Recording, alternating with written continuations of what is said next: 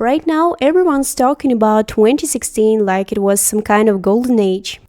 But what was it really like? Was it super saturated photos and videos, funky prints, snapback apps, and palm trees in LA? Or was it true Betty era, Anastasia, the brow pomade on your eyebrows and checkered twins on your feet? And the big question is, could 2026 really become the new 2016? Put in your wireless AirPods, which by the way first came out in 2016, grab your iPhone 6 and we go back to 2016 to find out the truth. 2016 is the era people now call YouTube golden era, and in 2016 it was different from the YouTube we know today. On one hand, it was packed with colorful, high-energy content, sketches, DIYs, life hacks, challenges. On the other hand, there was a darker side, commentary channels with armies ready to bully, edgy humor, and pranks that often cross the line. Today, after the rise of YouTube Kids and major changes in the monetization of children's content, YouTube has shifted towards a more mature audience, people who come for interviews, podcasts, expert opinions. But in 2016, YouTube was overflowing with content for kids. One of the biggest niches pulling the millions of views was DIY and life hacks. Major channels at the time included 5-Minute Crafts, Crafty Panda, and Troom Troom. These were full-scale DIY content machines that required massive resources and production teams. At the same time, there were solo creators like Sarah Beauty Corner, Karina Garcia, Lord DIY, Glitter Forever 17, Nimsi, and Mac the Angelus. Without a large team behind them, their life hacks and DIYs were simpler and much easier to recreate at home. And in this niche, one icon of 2016 was Wenji. She was incredibly popular, not just with English-speaking audiences. Her videos were translated into many languages, which increased her audience even more. But the practicality and quality of those life hacks are still up for debate. I mean, did anyone actually wear flip-flops made out of pencils? More than a few kids probably had some serious talk with their parents after reading perfectly good scenes. What looked bright and impressive on YouTube often turned out to be impractical, strange, or simply didn't work in real life. And yet, that was a part of the magic. Kids decorated their school supplies, customized their clothes. DIY became a way to truly experience childhood, to imagine, experiment, and express yourself. Another category that exploded on YouTube at the time was oddly satisfying content. One of the biggest viral hits was the hydraulic press channel, where phones and toys were crushed into pieces. There were also plenty of trends: Orbis pranks, the corn drill challenge, and of course the 100 layers challenge.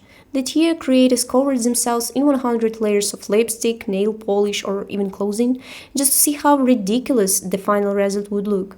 Beyond DIY, 2016 was also golden age for legendary Let's Plays. The 2010s gave us a massive generation of YouTube gamers: Markiplier, Jacksepticeye, Venus Gaming, and many others. They were pulling in tens of millions of views back then, and they still hold their value today. They made videos about games such as Five Nights at Freddy, Happy Wheels, Garry's Mods, GTA 5, Overwatch, Undertale, and The Sims 4. And of course, it's impossible to talk about 2016 without mentioning Minecraft. Servers, mods, roleplay, storylines, survival series. At that point, Minecraft felt almost like its own social network. Then TDM was one of the biggest names in this space. At the center of it were larger-than-life personalities. By the time, PewDiePie was no longer just a gamer, he had become a symbol of YouTube itself. In 2016, he made history as the first creator to hit 50 million subscribers and receive the platform's Ruby button. There's probably no game closely tied to 2016 than Pokemon Go. In the middle of summer 2016, after 2 years of development, a San Francisco-based company released a game that generated 50 times more traffic than expected. If you stepped outside that summer, you would almost see someone or entire crowds hunting for Pokemon. The game used augmented reality. Through your phone's camera, Pokemon appeared as if it existed in the real world. And despite the love surrounding Pokemon Go, not everyone used its popularity for good. The game featured Pokestops, real-world locations where Pokemon were more likely to spawn. Criminals began targeting these spots to rob players who showed up with their phones in hand. Kids would wander into dangerous areas. Some were hit by cars, and others ventured near rivers or lakes where Pokemon had spawned. And who could forget how YouTube exploded thanks to James Corden's Carpool Karaoke? In 2016, his episode with Adele became the most popular video of the year. Riding the wave of success, he released several more episodes the same year, featuring many other stars. 2016 became a turning point for Vine. Twitter, which owned the platform, unexpectedly announced Vine shutdown. Behind Vine's popularity was a critical flaw. The platform offered creators no real way to monetize their content. Top Viners find themselves in a difficult position. They had millions of views but barely made any money. As a result, there was a mass migration to other platforms. Once the biggest creators left, their audience naturally followed, and Vine quickly lost its momentum. Vine shutdown didn't mean the end of the aesthetic, it would become its natural successor. Instead of 6 seconds, video now ran 5 to 10 minutes. A huge niche for sketch comedy opened up on YouTube, and new creators rushed in. In 2016, the content of sketches was aimed at teenagers and children, focusing on school life, first relationships, and growing up, using simple, understandable humor based on everyday situations and hyperbole, as in My Life as Eva. Creators often added exaggerated facial expressions and catchy phrases that quickly become memes among their audience, as was the case with Miranda Sings and Liza Koshy. A popular technique was to emphasize contrast, expectations versus reality, opposing personalities, as clearly seen in Nikki and Gabby. Many YouTubers skillfully transformed into different characters, playing each role themselves in a single video, such as Lily Scene. Some channels featured full acting ensembles, such as Rachel Beauty with her superheroes and Disney-style characters, and Smosh with their legendary sketches. Collaboration was also an important part of this era. Creators constantly appeared in each other's video, exchanging audiences. This can be seen in examples of Lily Pons, Casper Lee, and many others mentioned above. And of course, Logan Paul, who also moved from Vine to YouTube, became a part of this wave. At the same time, YouTube had a dark side. While some channels entertained kids with bright, harmless content, others were doing things that in 2026 would get them cancelled. Pranks were one of the most popular content categories. Roman Entwood was the biggest creator in this niche at the time. Julius Salad also built his channel around pranks, but repeatedly found himself at the center of the racist scandals. Meanwhile, Prank Invasion became known for its sexualized previews to attract viewers. Sam Pepper went even further, filming disturbing pranks in which he used a fake hidden hand to touch unsuspecting women in public places or forced women to kiss him on camera. Around the same time, edgy content was rapidly gaining traction, and one of the most recognizable figures from the time was Irops. He rose to fame largely by criticizing other internet personalities in his Content Cop series, building his brand around dark humor. If you followed Irops, you probably also knew his circle of friends: Anything for Views, Max Mofo, How to Basic, and Filthy Frank. Max Mofo created challenge videos and sketches, including Edward Watermelon Hands. Filthy Frank was one of the biggest YouTubers of that era. When you think of YouTube in 2016, it's hard not to picture his character Pink Guy doing things that today would almost certainly earn a strike.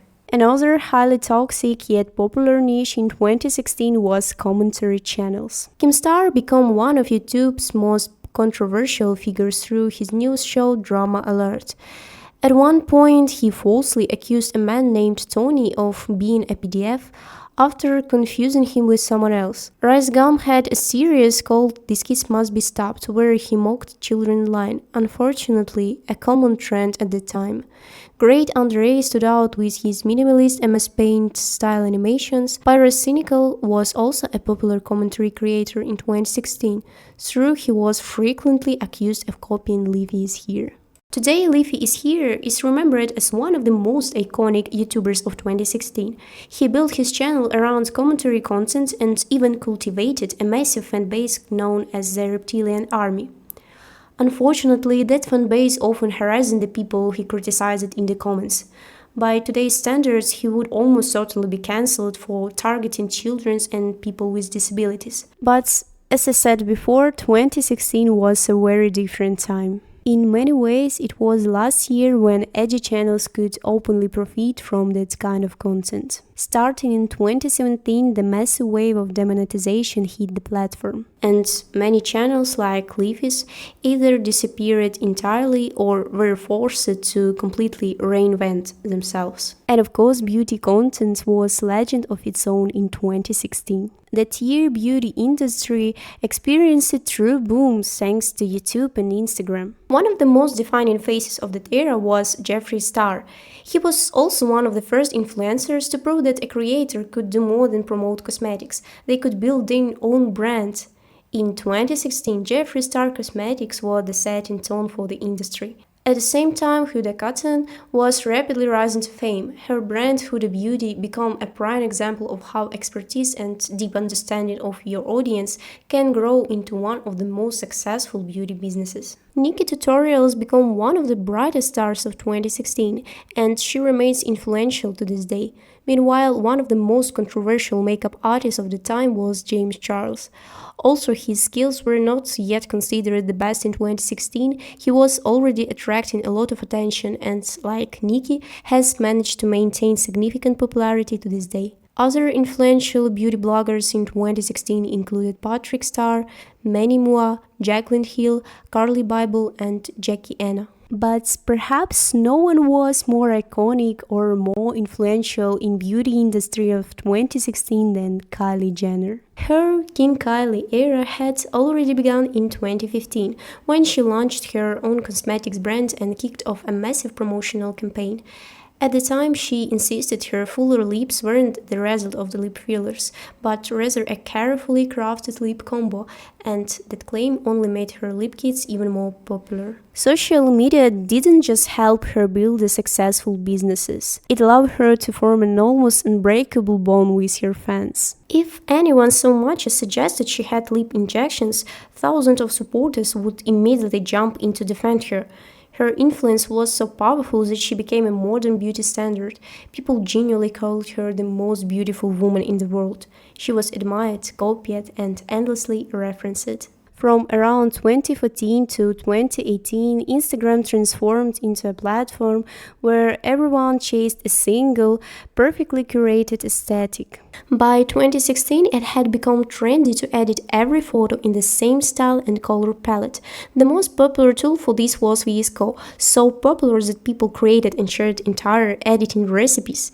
Kylie Jenner played a major role in this trend, frequently using the C1 filter and popularizing warm tones, rich colors, and a vintage feel. At the same time, another aesthetic was trending: ultra-bright, heavily whitened photos with no yellow undertones and high contrast. And of course, one of the most iconic filters of the 2010s was the Rio de Janeiro filter. Everyone remembers it, everyone used it at least once. Its orange-purple gradient felt deeply nostalgic and instantly evoked those dreamy LA sunsets. That exact visual people still reference today when they talk about 2016. Instagram itself was evolving rapidly during this period. In 2016, the platform replaced its classic vintage camera logo with the bold gradient icon we know today. In August 2016, Instagram launched Stories, borrowing the idea from Snapchat. At the same time, apps like Facetune and FaceApp become very popular. Editing your face almost became a required step before sharing a photo. Beauty influencers help spread these trends, and people slowly get used to seeing themselves and others only with filters and edits. Because of this, unrealistic beauty standards started to form. Perfectly edited faces, changed body shapes, very thin waist with very curvy figures. This way of thinking influenced how people saw beauty for many years. Later, the body positivity movement began to grow and encouraged the industry to rethink beauty standards and accept more natural looks. All of this developed together with fashion, which looked very different at the time compared to what we see today. Now, when we look back in 2016, memory often plays tricks on us. TikTok is full of compilations labeled 2016 outfits, showing mustaches, snapback caps, galaxy prints, but honestly, those are really markers of early 2010s. The real 2016 felt completely different. And it's easy to see where the confusion comes from. We were viewing style through the lens of our favorite YouTubers. But in 2016, swag and emoji prints were gradually fading away, replaced by ripped jeans, box logos, and skating merch. That was the beginning of the Logomania era, which lasted a month until the end of the decade. Supreme, Off-White, Bape, Vlone, anti-social club. As a teenager, you might save up for months to buy a single t-shirt or sweatshirt, or settle for a fake one, officially frowned upon, but honestly, that's what the most people did. It was a time when question what did you wear in mattered more than how did you style it. Fashion in 2016 was almost stubborn in its consistency. Almost no one wore anything except sneakers, even in winter, after the viral Jam Daniel meme once became popular. Alongside them, everyone wore Adidas Superstars, Yeezy, Stamped Meat, and many others. People often say they want a 2016 back, but are they really ready for its fashion too? Our skinny jeans were so high-waisted they sometimes felt like they started just below the chest. In 2016, you would be the Grinch if your jeans didn't hug your ankles tightly enough.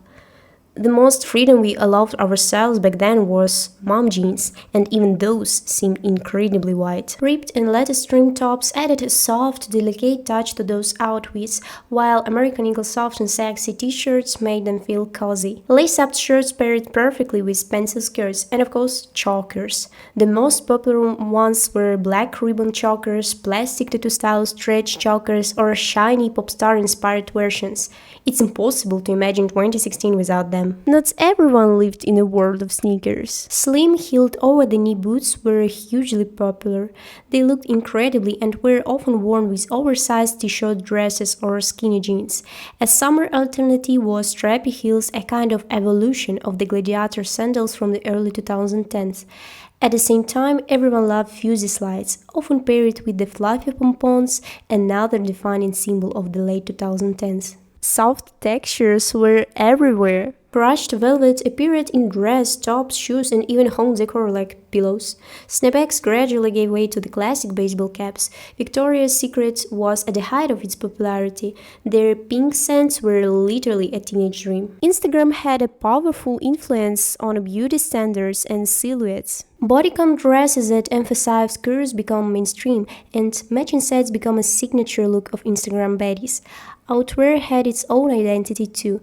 Denim jackets were especially popular, and people loved customizing them with iron-on patches, pins, or writing on the back.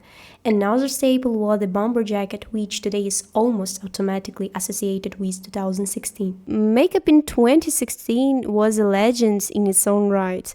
More was always more. Brows were drawn bold, sharp, and dark, even if you were blonde. People filled them in with Anastasia de Brow pomade and carved them out with concealer. Eyes were done in saturated colors, with orange and pink shades dominating. The cut crease was hid, often enhanced with glitter, and black eyeliner was drawn thick and graphic. Bronzing drops were applied under foundation to mimic a sun-kissed glow. Also, in reality, it barely showed. Everything was covered up by mate's foundation anyway. Those oval foundation brushes were a big trend too. Let me know in the comments if anyone still uses them. Contouring came next, and the Anastasia Beverly Hills contour kit was an absolute must-have. Then came concealer, most often from NARS or Tarte, applied using various techniques. There were already dozens of different visualizations on the internet showing how to do this. The whole look was set using baking with Coty Airspoon powder. After that came highlighter, and people in 2016 loved highlighter. They applied it generously enough to glow like it could be seen from the space. Fake lashes were an essential final touch before moving on to the lips. Shiny lip gloss was not popular anymore. By 2016, people wanted their lips to be matte. This meant using liquid lipstick that dried completely flat with zero shine. The most popular colors were dark nudes, browns, and pink. It will really dry on your lips, but it looked cool in pictures. In 2016, people loved every makeup product except blush. But hairstyles weren't nearly as important. Having a full face of makeup but putting little to no effort in your hair was so 2016 aesthetic. Makeup like fashion didn't exist in isolation. It lived and breathed on social media, where trends were born and spread across the internet. Instagram shaped the image of the perfect look, but Snapchat was the real diary of 2016. Snapchat was its own ecosystem, truly the era of filters and face effects. The most iconic ones included the dog filter, flower crown, head crown, golden deer, and pumpkin rainbow. These filters, along with Snapchat's caption font on the black background, defined the visual language of the social media at the time. Many celebrities were extremely active on the platform, sharing behind the scenes of their lives. Ariana Grande, Selena Gomez, Rihanna, Gigi Hadid, Bella Hadid, Paris Hilton, and the entire Kardashian family. Snapchat played a huge role in building Kylie Jenner's personal brand, becoming one of the most powerful tools for connecting directly with her audience. 2016 can confidently be called the year of challenges. There were so many that it would be impossible to list them all in a single video. But at one school talent show, something happened that came to define the entire year. Within days, social media was flooded with thousands of videos of people trying to recreate the trick. The appeal was that it looked simple, but actually required precision. People were even calculating the perfect angles and force needed to land it. Eventually, just flipping a bottle wasn't enough. People started experimenting with different heights, surfaces, and even multiply bottles at once. The more difficult or risky the trick, the more respect it earned online. And of course, every successful attempt ended with iconic and legendary depth. Another challenge built around scale and creativity was Mannequin Challenge. It began with a group of students in Jacksonville who froze in place while a camera glided smoothly between them to the sound of Black Beatles. Less than a week later, everyone was doing it, from students to concert crowds and even members of White House. The more complex and elaborate the frozen scene, the cooler the video was considered.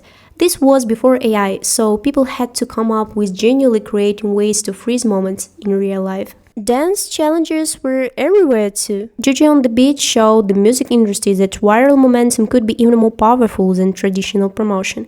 It helped establish the blueprint for promoting music through social media. Later, the strategy became a standard practice in TikTok, but Juju was one of the early examples how trend and song could grow together. Another major trend was a Running Man challenge, where people danced the signature Running Man move to the beat of Ghost Town DJ's My Boo.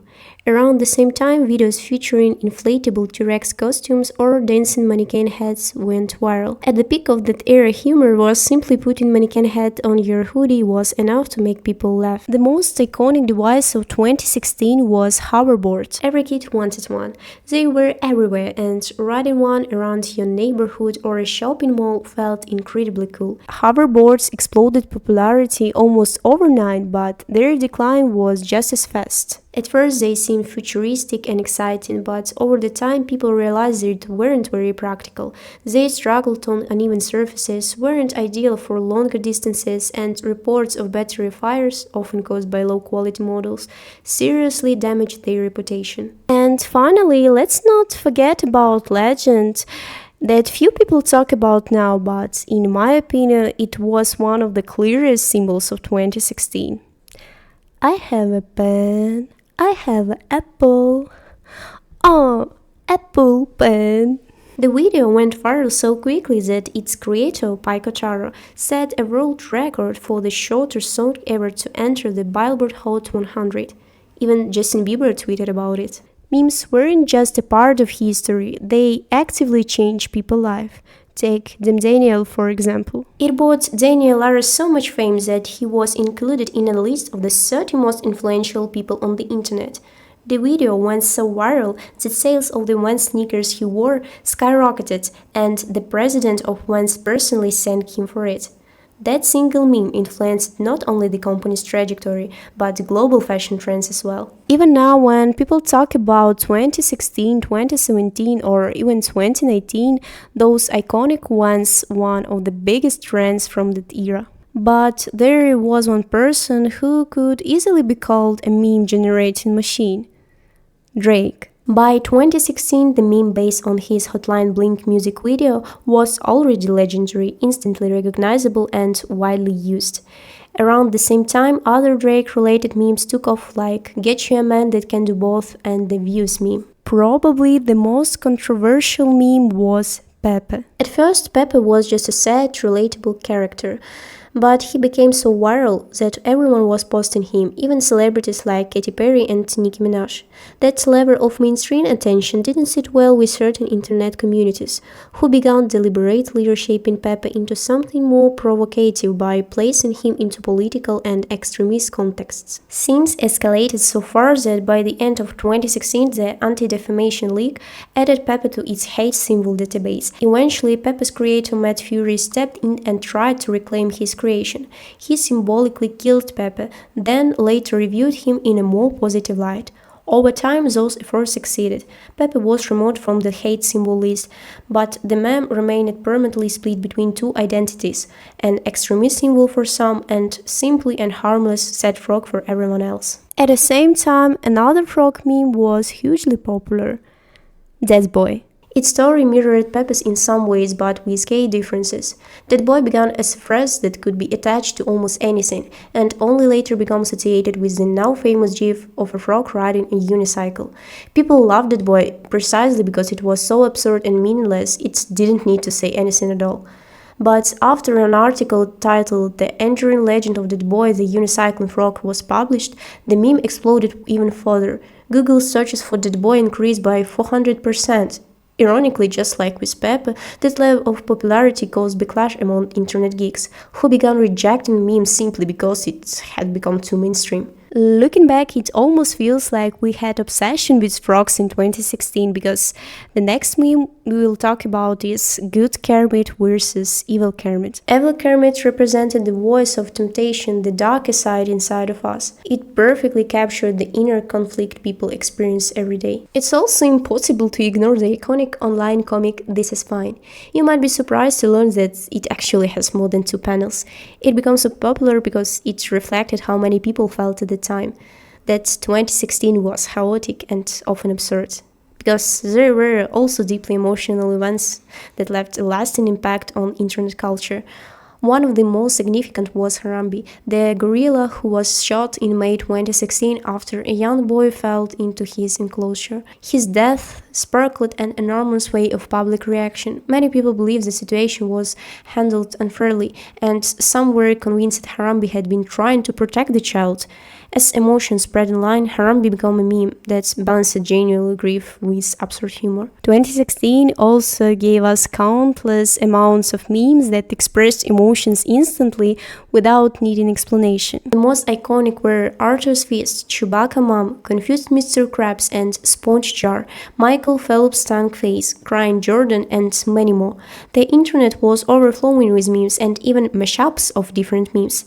And if I missed any of your favorites, let me know in the comments. 2016 left a massive mark for the music industry. For rap, it was essentially a new beginning, a period that would later be called the era of SoundCloud rap. XXXTentacion exploded onto the scene with Look at Me, while Lil Uzi Vert dropped banger after banger, including the now iconic Money Longer. At the same time, artists like Lil Yachty, Kodak Black, 21 Savage, and the Triple Red helped define an entirely new sound for their generation. Tracks like Broccoli by Dram, featuring Lil Yachty, and Black Beatles by Ray Shremmerd, becoming an internet culture anthem. Many of these artists were featured on the legendary XXL freshman class of 2016, which became iconic because of Cypher.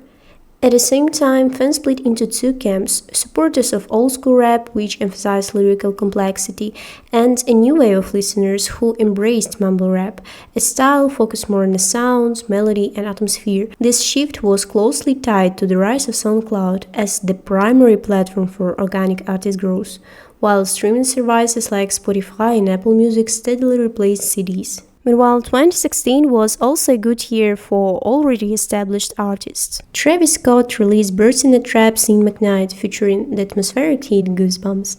Migos dropped Bad and Bougie. Kanye West released the experimental The Life of Pablo.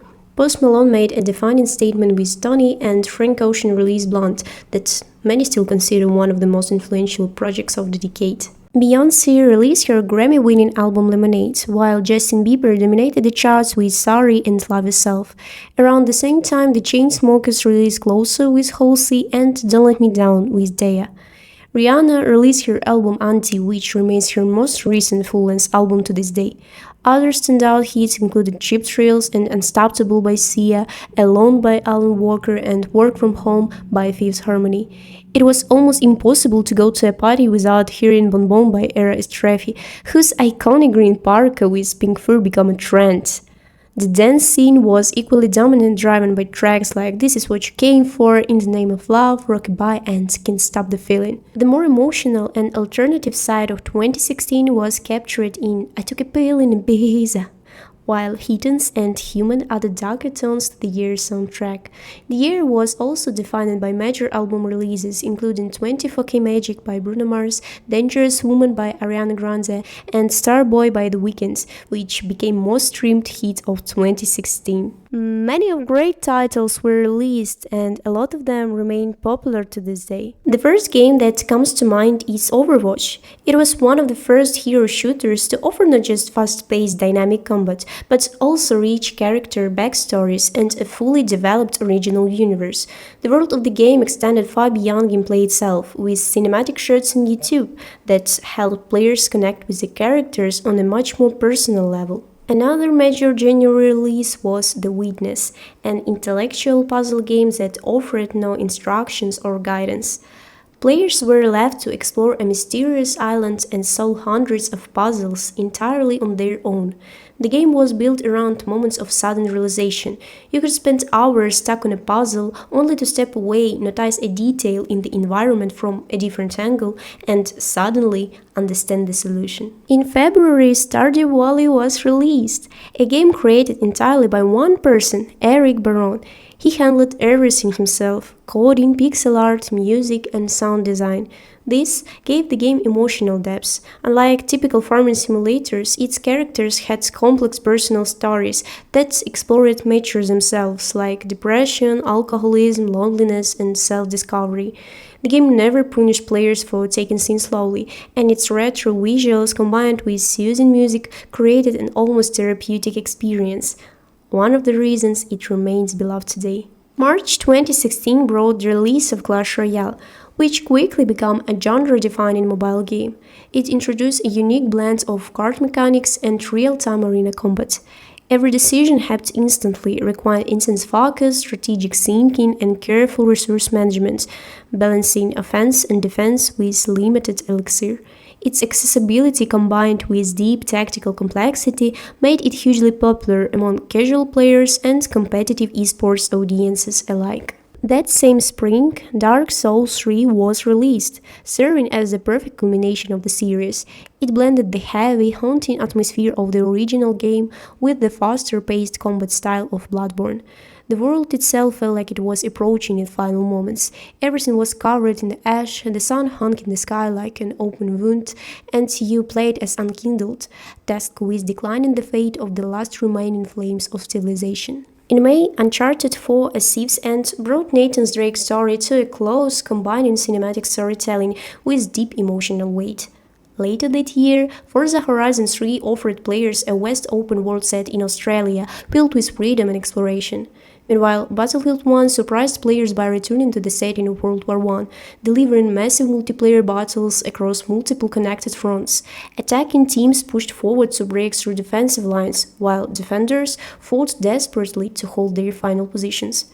All accompanied by historical context and powerful emotional storytelling. Toward the end of the year, Call of Duty: Infinite Warfare was released. Although fans were initially skeptical about its heavy sci-fi setting, the game is now often described as one of the most underrated entries in the series, praised for its cohesive narrative and high production quality. The year concluded with the release of Final Fantasy XV, a title that had been in development for over a decade.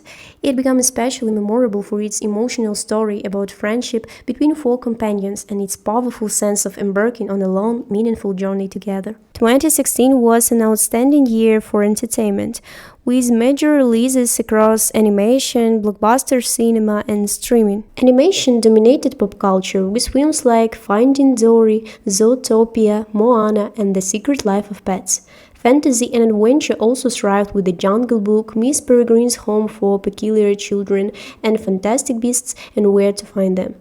Superhero films ruled the box office, led by Batman v Superman: Dawn of Justice, Captain America: Civil War, Deadpool, Doctor Strange, and Suicide Squad. Audience quickly fell in love with Margot Robbie, especially her portrayal of Harley Quinn. Her look became one of the most popular Halloween costumes of the year and remains popular to this day. At the same time, more artistic and emotional storytelling stood out through films like La La Land, Moonlight, Me Before You, Arrival, and Hacksaw Ridge. Streaming also reshaped pop culture when Season 1 of Stranger Things premiered, turning retro sci-fi and nostalgia into one of the defining entertainment phenomena of the year. Today, people constantly dream 2026 become a new 2016. But what if it's already happening? Many current events feel surprisingly similar to those from 10 years ago. The most obvious example is the presidency of Donald Trump, echoing what happened a decade earlier. At the same time, Zara Larsson's Lush Life has returned to the charts, reaching top positions again 10 years later. Lush Life is 15 on top 50 global. Like, what if it went to #1? That'd be too crazy. With the release of a new season of Stranger Things, the world has once again become obsessed with the show. Disney released a sequel to Zootopia after a decade-long gap. Even Wine, inspired by the success of TikTok, announced its return under the name Divine. There were even memes like Nepal, which reviewed interest in Justin Bieber's 10-year-old song Sorry. So is 2026 really the new 2016? The truth, as sad as it may sound, it never will be. No matter how much people romanticize 2016 fashion, they're not truly ready to return to it. We've grown so comfortable with baggy, low-rise jeans to go back to high-waisted skinny jeans. Clean girl makeup emerged relatively recently, and after embracing something lighter and more natural, people aren't ready to return to heavy, full-glam looks for everyday wear. In fact, 2026 makeup trends are the complete opposite of 2016. Today people joke about blush blindness, while in 2016 it was almost the reverse. Blush was often ignored while everything else was loved. Even if people say they want to bring these trends back, someone dressed exactly as they did in 2016 would be considered an outdated millennial today. Not enough time has passed for it to feel fresh or cool again. Social media from that era feels also out of place now. In today's world of 6-7 tralalala tralalala boo boo Dubai chocolate, the YouTube format of 2016 would seem slow and unfamiliar. Videos often started with long intros, followed by several minutes of build-up before reaching the main topic. Creators included awkward outtakes as humor and ended with bloopers, something that feels almost forgotten now. In 2026, creators fight for every second of viewers' attention, using every possible trigger to keep people watching, but in 2016, someone could gain millions of views just by goofing around in front of camera for 10 minutes. But at the same time, YouTube 2016 was a very toxic environment. Hello to everyone who thinks that internet was kinder and brighter back then. No, it wasn't. Today, jokes based on humiliating others would quickly get the author cancelled, and the platform could demonetize or even delete the channel. The culture of strict monetization rules began to take shape after 2016, and this is the dark side of that era, which for some reason is mentioned much less often than nostalgia. Social media, especially TikTok, has also changed how we see celebrities. Compared to 2016, celebrities entertain us less, but we also care less about them. Back then, openly showing off wealth was considered cool. Wearing clothes covered in brand logos was cool.